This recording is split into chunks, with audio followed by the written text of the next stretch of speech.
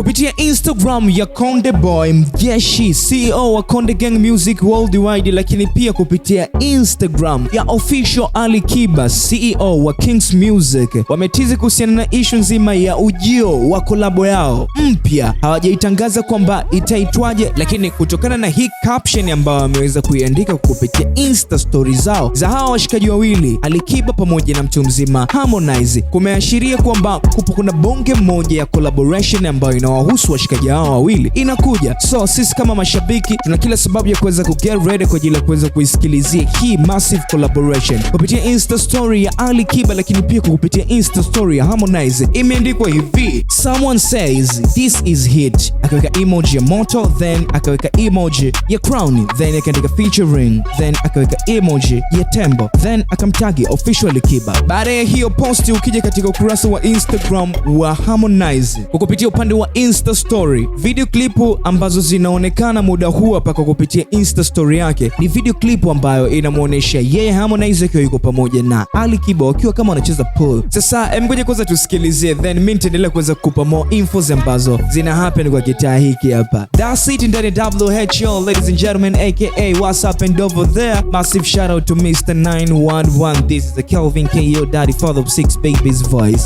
Poor.